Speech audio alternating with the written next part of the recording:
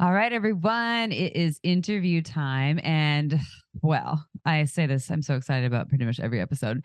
And I was telling April earlier today, I'm extra excited about this one Hmm. because it is about cuckolding, hot wifing, or the hot wife phenomenon, and male chastity. And apparently, there's a thing called Locktober that I just learned about. And it's the end of October. Why didn't we know about this Well, now earlier? it's November 1st. This is coming out. So it's Right. actually, yeah, October's over, but we can lock November. No, we cannot. It's November. It's already taken. Damn it. Okay, different thing. Prostates. Yeah, sorry, wrong one. Okay, so we're here with a very wonderful new guest, and this is a reference. I think we said this in the intro from a listener. This is Dr. David Lay, and yes, the name actually fits the human.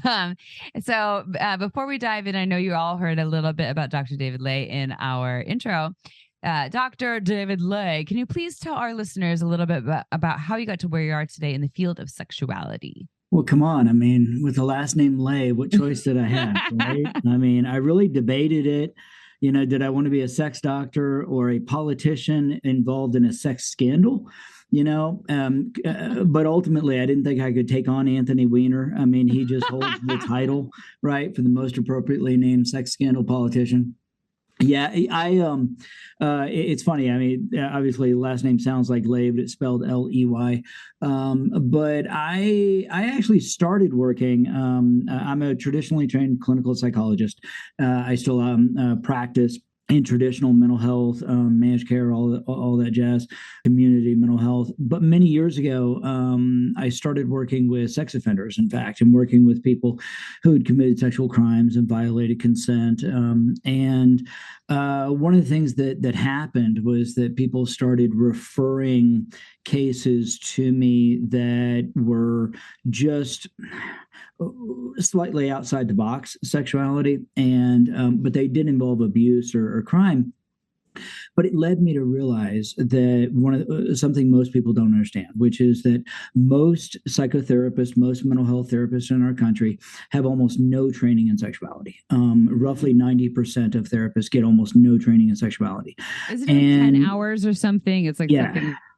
Yeah, it's horrific. And the fact is, I mean, people who have more sex live longer and have healthier relationships. So they should be getting much better training on sexuality. The fact that they're not is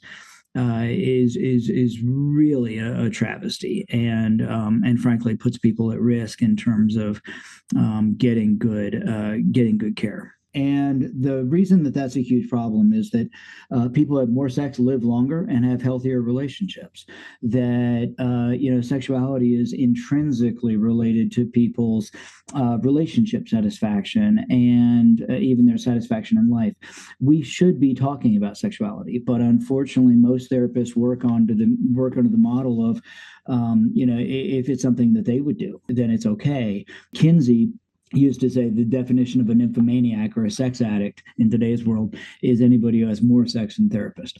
So if you're getting laid more than your therapist, or if you like kinky sex that your therapist doesn't like, there's something wrong with you, not the therapist. And that's the kind of bias and judgment that I've spent my entire career pushing against, because it's really based on ignorance, and it's based on intrusion of morality into clinical practice. So that's where I am now. I mean, as I said, I started working with offenders, but several years ago, I started writing about, sexuality. My first book, Insatiable Wives, about cuckolding and hotwifing, and it really launched me into this current kind of phase of my career, where I get to talk with lovely folks like you and educate the public about the way we can remove some of the morality and bias and religious judgment from sexuality in order to help people.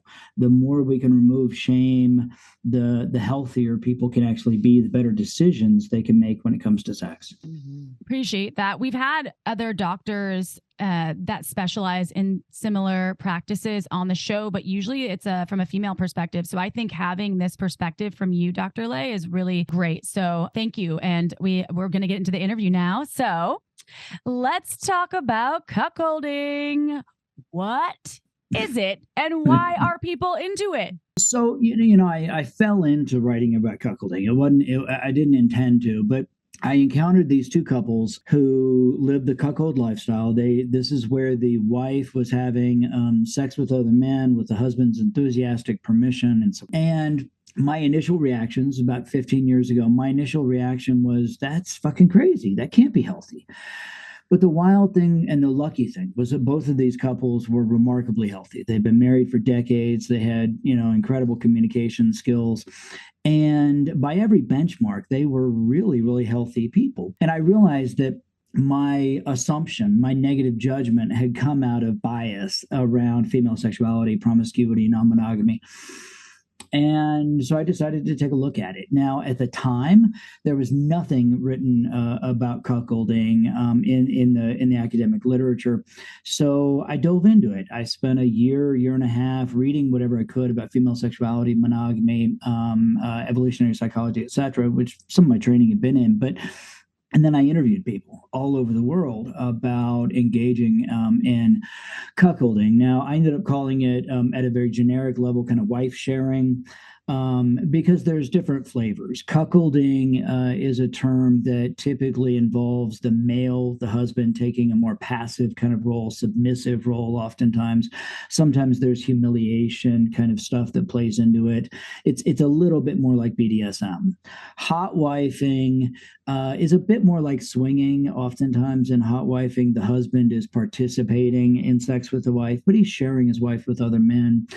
The really interesting thing is that it flips on its head a millennia long history of men protecting their wives' sexuality like property, and killing other men for looking at their wife, or even beating or being violent towards the wife if she engages in infidelity.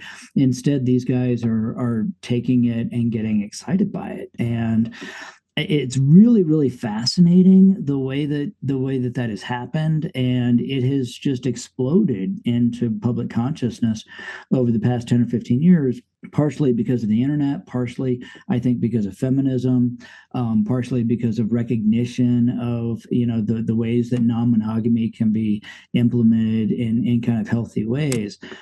But it's getting all kinds of attention, and I had no idea when I sat down, to write that book, that the way that it was going to influence my career and sort of my public presence on all of these issues.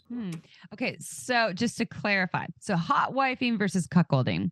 So you're saying the difference here would be that cuckolding is something that might involve humiliation, but doesn't always involve humiliation, and doesn't necessarily involve the penis owning partner or the man being present for his partner or wife. You generally involve the owner for their experience being there. But then hot wifing is generally for their own desires, and they're witnessing or a part of it. Yeah, in hot wifing, oftentimes the husband is participating. Is maybe a threesome with the wife and another man. However, I mean, we have to be clear that humans love to label and name things and then argue about whether the other people are doing it right. Yeah, they love that. Yeah, my God. So these terms, they apply somewhat. They give us some benchmark into what it is that people are kind of framing, how the things that they're identifying or prioritizing in the way their relationship works. One of the things we're hearing about more recently is now an offshoot called a stag vixen. That's kind of like hot wifing. Again, it's the husband really kind of celebrating the wife's sexuality and sexual capacity, but not taking this kind of beta submissive sort of role. And when I hear people saying that, what I'm hearing is that it's a guy who, look, don't call me a cuck. Don't act like I'm some weakling, because I'm really powerful, and it's from a powerful place of masculinity that I'm sharing my wife. We're also hearing about female-led relationships now, or FLR, and that's where the female is very explicitly taking a dominant role towards a submissive male. Sometimes that involves cuckolding, sometimes it involves chastity play, but not always. I think the really interesting thing, though, is that across all of this and across the decade or so that I've been monitoring and working with these issues, is that we're seeing females now step into more ownership in this. When I first started writing about the cuckolding and hotwifing kind of lifestyle, it almost always was introduced by the husband or the boyfriend. The husband or boyfriend came to their partner and said, I'm really turned on by this. Could we do it? And oftentimes the wife or girlfriend would be like, what do you think? I'm a slut? Or are you setting me up? Are you going to, have me cheat on you and then leave? And that really came out of, thousands of years of suppression of female sexuality and slut shaming. Mm-hmm.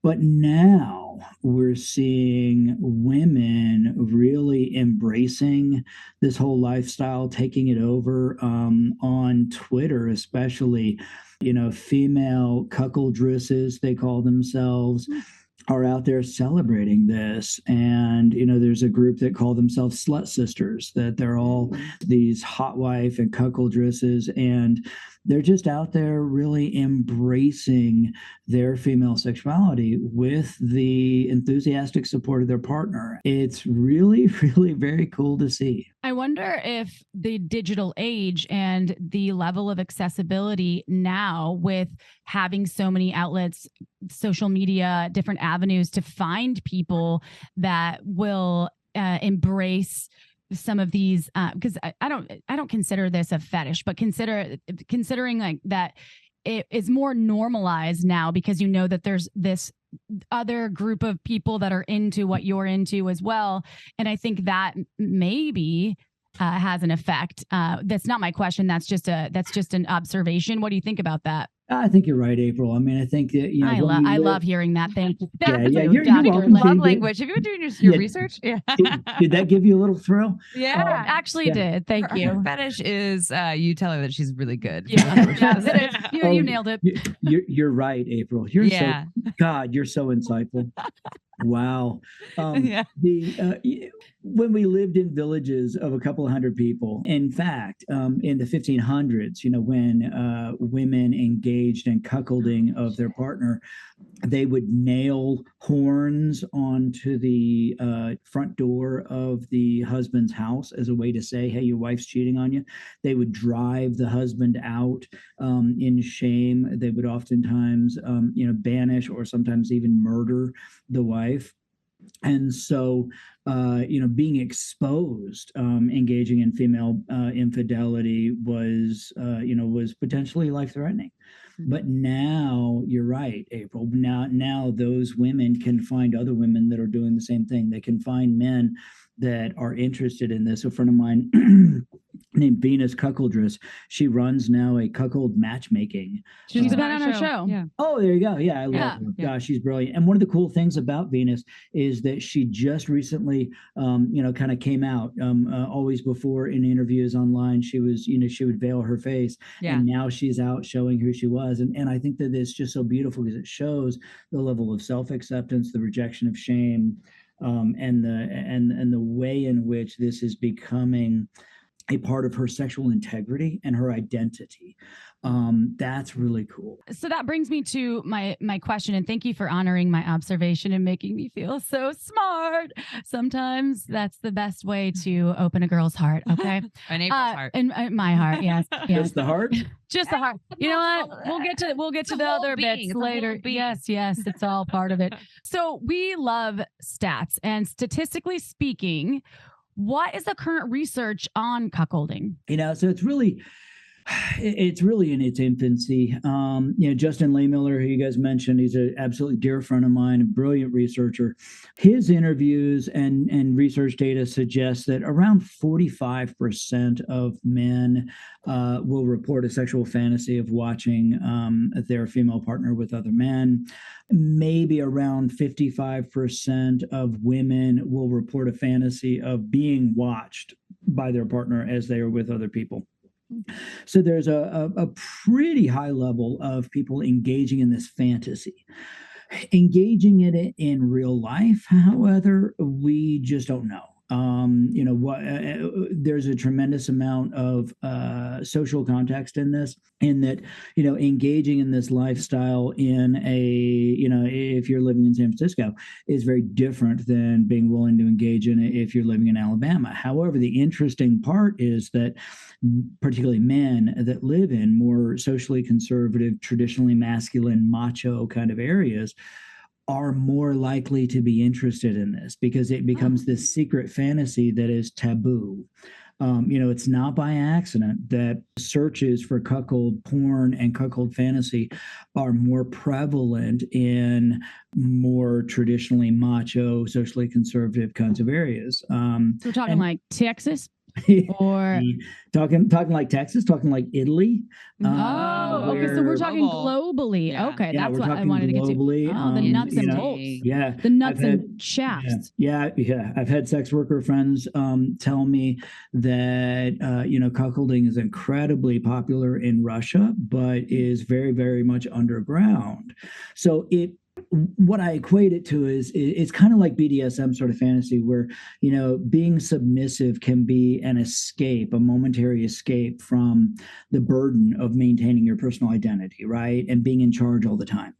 Cuckolding and a cuckold fantasy appears to have some similarities, because it is a way for a guy to kind of give up this fantasy of being Clint Eastwood or John Wayne, being the real man all the time, and to sit back. I mean, we all got a kick out of Jerry Falwell Jr. And this documentary is now released about his relationship, and now Granda, the pool boy that was involved, has released his biography. And I don't know about this. What do you? Okay. Oh my gosh. Okay. So yes. Jerry Falwell. I live under a rock, apparently. Yeah. Okay. All right. So Jerry Falwell Jr., son of Jerry Falwell, the famous preacher, a couple of years ago got exposed that he and his wife had a cuckold hotwife relationship with a pool boy named Granda that they had picked up and had a long-term relationship with, that Falwell Jr. liked to sit in a chair next to the bed and watch and film his wife having sex with the pool boy.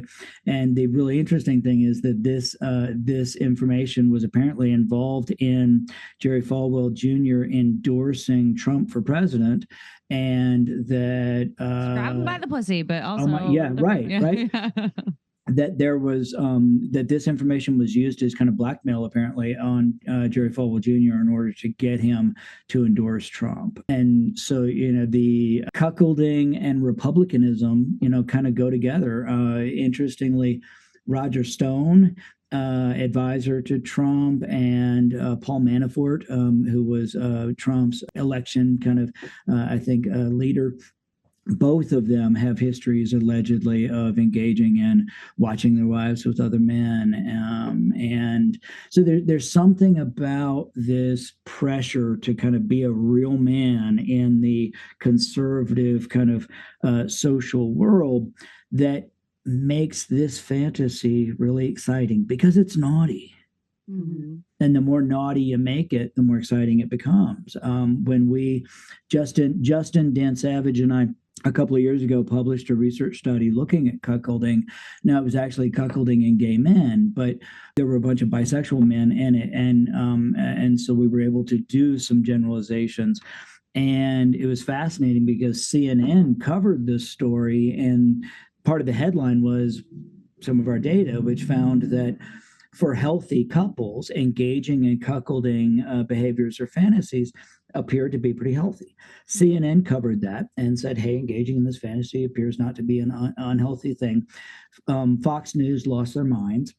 and Tucker Carlson out there going, CNN is saying that, men should allow their wives to cuckold them and stuff. And it was just because those guys are all, the Republicans are also out there calling each other cuck if they are not true enough to they use that as an insult. Ideals. They absolutely use it as an insult, because it means you're a weak man. Okay. That makes sense. Yeah. Not anymore. Yeah. It's like now when someone says you're a slut, you're like, yeah. Yeah, I am. And I've embraced my sexuality and I have really hot sex. And that makes perfect sense why someone, and as I'll speak for myself, and this is a little different than being, someone in the cuckolding world, but someone who is kind of like a doer, a leader, control freak, heady person.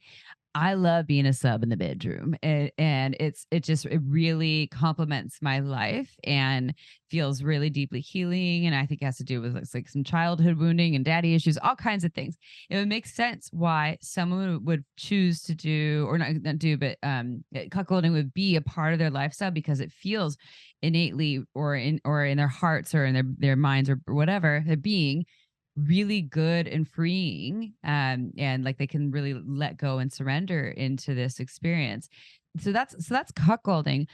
On hot wifing, because you explained kind of more like why people are into it for cuckolding. Why would people be into hot wifing, and what's the research on those stats? Again, we don't have a lot of data about kind of the nuance of these different kind of definitions or frames. The best way I've heard it said by one guy was, he said,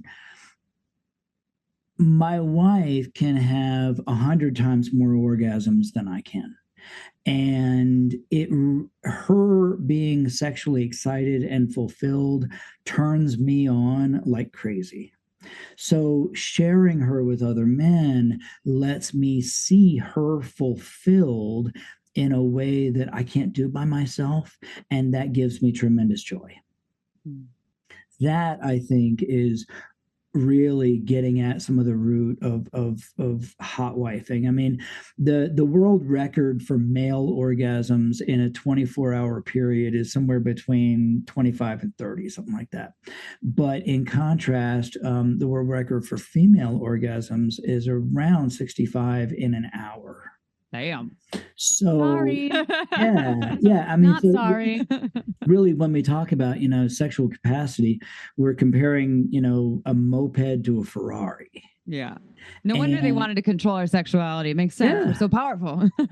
Well, and so couples that are exploring this, I think, and that can get past some of that stereotypical, heteronormative masculine possessiveness, they start exploring some of these bounds of the female sexual capacity, and the guy gets pulled along and finds it really exciting. Now, there's also some really cool kind of ideas maybe here around some of the evolutionary psychology of it, that when the husband or the male, sees his female partner with other men, a part of his body wants to compete, and sperm competition kind of theory comes into this from evolutionary psychology. I don't think it's as significant as we maybe thought a few years ago, but this becomes a way to really supercharge sexual excitement, and these couples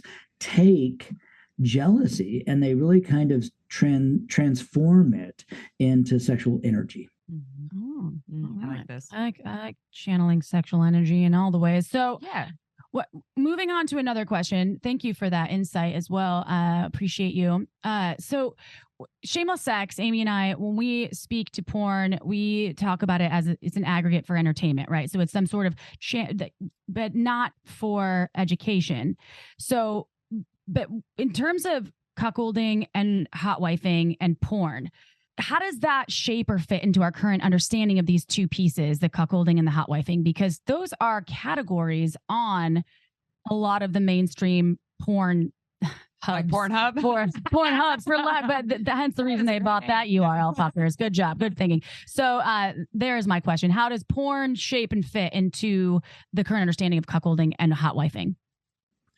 Or misshape it. Sorry. Yeah. So no, I mean, you're not wrong. I mean, that's not as good as being right, though. Damn it. I apologize. Almost perfectly right. Again, the level of insight and poise that you bring to this conversation is just extraordinary. Oh my God. Just love like you. You guys know each other. I threw that word poison. That's got a nice sound. That was a really nice. Yeah. I really loved that. that word. And then kind of sounds like poison Yeah. ivy, you know, that's a little exciting too. Again, over about the past 10 years, cuckold porn has become incredibly popular. It's one of the consistently in the top 10 sort of search for and downloaded porn. And lots of the folks that are in this, kind of called lifestyle will tell you that porn was maybe something that drew them in and maybe led them to start exploring some of these fantasies. But as with all things, porn is fantasy. It doesn't show real world. And so a lot of the folks that get into this lifestyle will say that, the porn leaves a lot out, right? Things like negotiation, management, connection. The lube, come on. My God. Preparation with anal play. We could go on and on and on and on. Now, one really interesting kind of unique conversation I had was with an African-American guy who runs a podcast called Keys and Anklets, Michael, and he's a bull, and which is what some of these folks refer to the men that are brought in to have sex with the wife. Sometimes the men are black, sometimes not.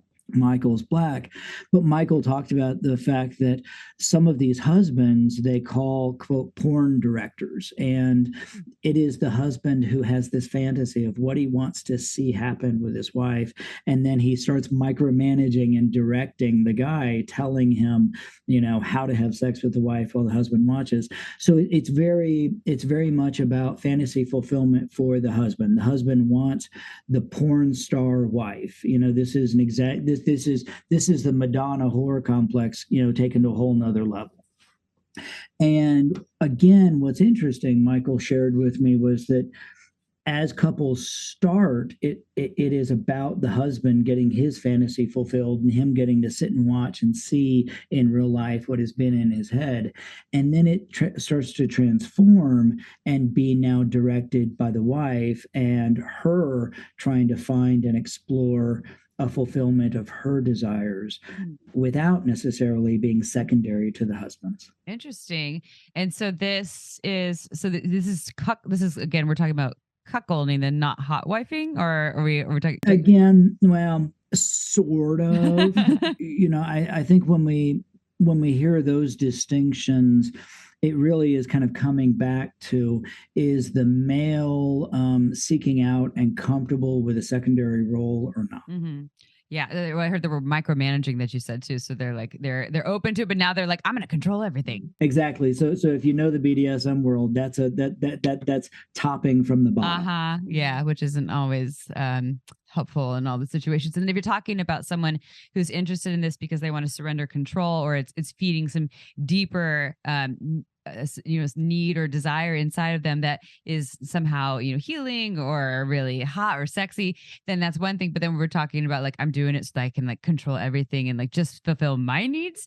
No judgment against what people are doing, but I guess if there's one or more people, we have to consider other people's needs beyond ourselves. It's just an important piece. Absolutely. And to be a therapist for a minute, and I work as a psychologist with folks exploring alternate sexuality, consensual non-monogamy, and such. To make this work, to make this successful, it has to be a two-way street. There has to be a lot of collaboration and coordination, negotiation, communication. Has to be a win-win scenario. And I see men that desperately want to see their wives with other men, and the wife is just not into it. And the guy sometimes can become obsessive and controlling and demanding. And brother, that ain't healthy. It's not healthy in any way, shape, or form in any relationship. It's like coercion. Exactly. Coercion and even deception in some cases. And that's just not healthy. But it's the person that's not being healthy. It's not the fantasy. So the job always is for people to figure out what are the skills, the personal skills, the relationship skills that they need to be able to make them and their relationship successful as they explore these new frontiers. This is so interesting. I have a question about male chastity in a second, but I'm really curious about the idea of the unicorn. But you have the cuckoldress, which is Venus's name. Venus, we love you. But I don't know if that's what you would actually refer, if that was just Venus's name, Venus the cuckoldress, or that's what the cuckold. And then you have the cuck, Okay, cuckoldress and the cuck. So who's the third person, the other dude there? Bull? Is that the The bull? bull? That is, oftentimes called the bull, and Okay. there's some controversy as to whether that is some level of racism, because oftentimes these are African American men, Got it. and so then we're hearkening back to kind of 1800 slave days. There's some complex elements in this, and we can go down a complicated rabbit hole around this, but in general, those guys are going to be called, bulls. Again, what's interesting? So they're not a unicorn; they're a bull. Maybe they're it not should a be called a unicorn instead. Yeah. I don't- Change it I now. don't like that there's the nuance of racism. That sucks. No. Yeah, but We need to change it. But our society has these racist elements embedded in it. And though the energy and the taboo of that is what drives some of the excitement of interracial porn, interracial sex, if our society didn't have racism and racist struggles in our psychology, that kind of porn and that kind of fantasy wouldn't be arousing. But a unicorn's so much more exciting than a bull. to you. Well, I'm just saying, You like rainbows. Some other people don't. but a bull has 2 horns and a unicorn only has 1.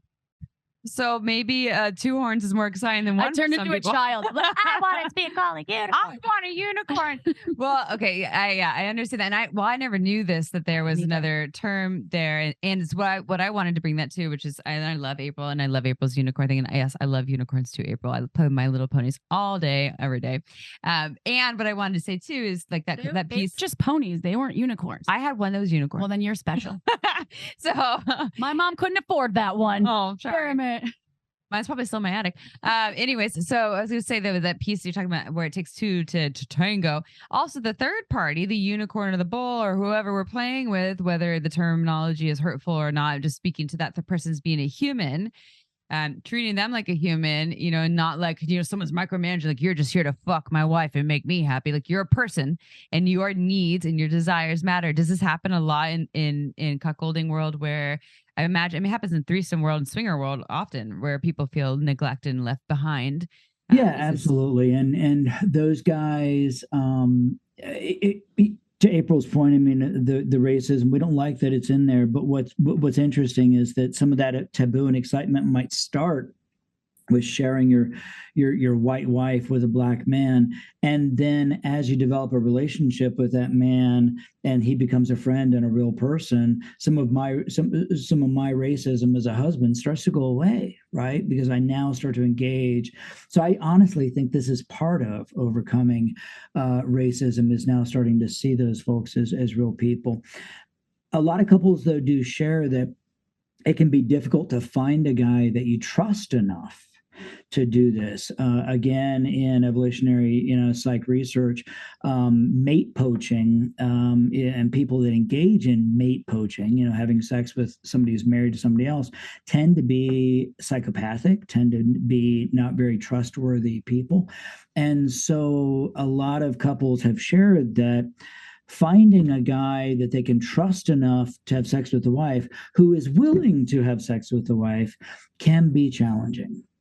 And so there is a lot of complexity, again, just in navigating all of this. Is the mate poaching thing that has to be U.S. driven? Because a mate, when you're in Australia and England, for instance, is like your friend, your homie. So I'd be like, you poaching my mate? Like, what's up? So that would be confusing. So I'm assuming that's a U.S. based terminology. Yeah, coming out of evolutionary psychology research. Yeah, you can't poach my mate. She's Amy, right? Yeah. Yeah, and maybe we won't poach her. Maybe we'll hard boil her. Over easy. Over easy. Oh, I'm scrambled. Amy, are you over easy?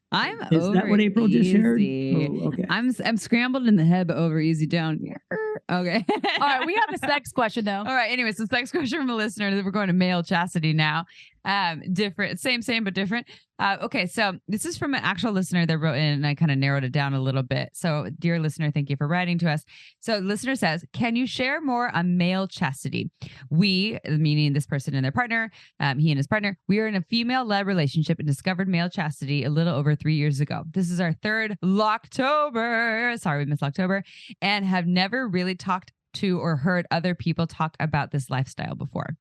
So can you share a little bit about male chastity? I mean, it's a broad thing, but like what, can you just describe what it? Yeah. So, I mentioned this a moment ago when I talked about female-led relationships, and the male chastity is really an offshoot of this, where the couples, and this is happening in gay couples as well, where the couple puts a chastity device. Now, what's wild is these look exactly like the anti-masturbation devices that Kellogg created. Yeah. Kellogg, creator of Kellogg's cornflakes back in the late 1800s, created these devices, cages that went around genitalia to prevent them masturbating or touching themselves. Did they used to have like little spikies on them though? Okay, yeah. Some of them did, horrific kind of torture looking devices, but you gotta love humans, because they looked, some people looked at this and said, whoa, that looks fucking hot. Right. And so Kellogg did all the research. Why change something that worked back in the day? I mean, really. And make it hot. Yeah. And so, the partner is put into chastity in this device, and his penis and his sexual pleasure belongs to his partner, and he can't self-stimulate without their permission. Now there was a kind of funny, amusing scandal last year where guys were putting themselves in these things, and they were Bluetooth enabled, and an online dominant at a distance that they had a remote relationship with was able to control it and unlock it or lock it remotely, right? And then that company got hacked, and so all of a sudden the hackers had control of his penis. Oh my God! Not her. Yeah. Oh no! Oh my what happened? Sorry, Kellogg. Yeah. What happened to that dick? Was it like? I think the guys got out crowbars and had to free themselves. Oh my gosh! Which is an important safety point, that it is really important as couples or men explore male chastity in these devices, that you make sure you get a device that fits well and is well designed, because if you're using a cheap one, if you're using one that is too tight, you can cause damage, you can create illness from a bad metal, you can harm your testicles or your genitalia. So it's really, really important to do this carefully, and to try it out slowly. The ones that I've seen only, I learned about male chastity devices specifically because of my career in the sex toy industry, the pleasure products industry, and trade shows. And there were dudes walking around with these things, and I was like, what the fuck are those things? And they were plastic, like a hard plastic, so they weren't metal. So I don't know if the listeners are experiencing. What's that brand? I don't remember. Something? I was jogging my brain for it, but I don't remember the name. But you could see their cock, and I was like, so talking to the dude that was wearing it and modeling it at the show and trying to get more information. It didn't have barbs, this one, but you could see his cock, and it was to me, I thought it was look squished. It fit nicely. It looked nicely. It had like a nice curvature to help fit. And I like, to your point, talking about fit for these devices, but there are male chastity devices out there that exist that do not look like they're medieval, and they won't cut you if you get an erection. I'm sure it would hurt, but that being said, if that is something you're trying to explore, to this sex question asker, and to anyone that is interested in learning more about these chastity devices, there are a lot of options out there. You probably can find one on Amazon. Just kidding. I don't know. Do you have any on Pure Pleasure? I'm trying to look right now because I've seen this brand before, and we can find out afterward, and we'll let folks know. Yeah. But thank you for that insight, Dr. Lay. You're saying that though, if you're going to do this, have an extra key. Oh yeah. Make sure it's not too tight. Make sure it's not Bluetooth, a good fit, in case it gets hacked by anyone. And thank you, Kellogg, or maybe not. Thank you. And then just real quick, just the note of like why someone would be into the chastity piece. Right. Is it similar to this? I mean, hotwife and cuckolding are different. So what is the the underlying feeling. We definitely see this much more related to a BDSM kind of submissive kind of dynamic. And, and it's about giving up control. It's about giving up, some sexual autonomy to your partner's control. And I've definitely heard some men talk about that it almost gives them a sense, this will sound weird, it gives them a sense of freedom from their dick being in charge, that now their female partner is in charge, and whether their penis gets involved or not ain't up to them. Mm-hmm. And some couples I've heard talk about that the change in that power dynamic can have some really interesting, healthy kind of outcomes. We just looked it up online at Pure Pleasure's website. Good job. So it's Jamie. Yeah, I'm Jamie over here, but there's some photos, which if you're looking at, so this is on YouTube. Yes. So here's one, which looks like this crazy Check out YouTube, go to Shameless Sex. But then we also have the clear one. So the brand is CB6000. And then there's the CB3000 and the curve. Oh, the curve CBX with a C is the brand. Oh, CBX. Those those are the clear ones. The market for this has just exploded, and there's lots of folks making custom ones now. Yeah, right. Because you're like, how do you know if your cock's going to fit in there? They're quite expensive, actually. Yeah, but these mostly are with a key. They're like, they're but everyone, you get 15% off a coupon code shamelesssex at purepleasureshop.com if you want to go get your male-chastity on. Why not? All right, that's great. I forgot about the chastity devices. We didn't have them in the brick and mortar, did we? I don't believe so. Really, I'm glad you got to see a human with the one in person. So I liked it. It was it really was enlightening. I saw a guy walking around with one at Burning Man this year. Ooh, pretty. Amy was there too. Damn, I didn't see the chastity. Oh, there you go. Yeah, you didn't go on the naked pup crawl. Fuck, I should have gone on the naked. I love being naked at Burning Man. That's my favorite. I mean, you were probably naked the whole time, really. I was naked like half the time. Yeah, there you go. Yeah, but the chastity thing, I'd be so scared to like get stuck in my little chastity cage. And then when you have to go to the bathroom, you have to ask for permission. Oh my gosh, yeah, it's a whole. I mean, they're typically made, like a female chastity cage. It's made to allow urination. Oh, okay. Oh, there's a hole? Yeah. Oh, yeah, there's a hole in the base. That's great. Okay, well, that's nice. Wow, you get a lot of playa dust up in there, though. Yes, I hope it doesn't get in the lock, right? Right. Yeah, you get Uber Lube in there. Squeaky lock, Uber Lube to the rescue. I'm learning so much. I love doing episodes with really intelligent humans that have the stats and the research. And Dr. Lay, you are really incredible for sharing your insight about this world that I just got a thrill. You called me really intelligent. Wow. This is fun. Is your love language words of affirmation as well? Affirmation and acceptance. Nice. We accept you. Yeah. Oh, that's cute. This was a great way. It's like a candle on a unicorn cake. Okay. I love it. And we'd love to have you back on the show at some point to talk about other things. But before we do, because, this has to come out and it's coming out soon, please tell people how they can find you, any social handles, and if you're taking any clients or if you have anything you want to share about how people can work with you, that would be wonderful. Sure thing. The easy way to reach me is my website, davidlayphd.com. And then I'm on Twitter and Instagram. On Twitter and Instagram, I think it's Dr. David Lay. It's Ley, everyone. Ley. And are you working with any clients, or do you do any sessions if people wanted to work with you directly? Sure. I do some limited consulting, some limited kind of intensive treatment for couples that are exploring some of these avenues. I do a whole lot of supervision of therapists around the country, around the world, actually. And so one of the things that I'm able to do is meet with folks, talk with them about identifying their needs, clarifying some directions, and then connect them with a therapist that can help them long term. And then I'm also now doing some intensive couples retreats for couples that are exploring non-monogamy and kink and integrating it in their life, where we're flying couples into some destination locations and spending a couple of days working with them pretty intensively to help them figure out how to do this and do it well. Wow, sounds cool. And they're like guinea pigs or research rats, but they're humans. Or it sounds like, but they're magically whisked away to a beautiful island somewhere. They sound like unicorns. Yes. Yes. Yeah. I mean, you can go to the island, or we'll take you to Burning Man and run you through a naked maze. And, Oh. right. Oh my God, like human car wash?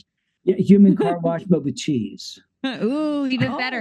Ooh, I'm lactose a playa cheese, playa grilled cheese. Yeah, playa grilled cheese. There you go. Yeah, I'm making that up, but all of a sudden it sounds like a really good idea. Ooh, right? playa s'mores, playa grilled. Everything's better than the playa. Everything is. Take me back. 300 days of the man burns. Well, something that I was thinking for you, I don't know if anyone like grants for more research about these types of avenues, right? I mean, give your money to Dr. Lay, not that he needs it, but it's like that. The more research, the better. And research in sexuality is it's becoming more common, but it's still really mysterious. And it's something that a lot of people are doing, right? Sex is.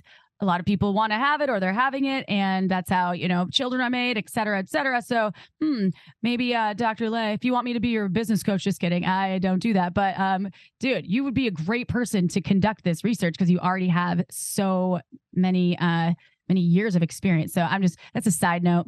I will say, I mean, research like that, I agree, is incredibly important, but also so is the work that you guys are doing.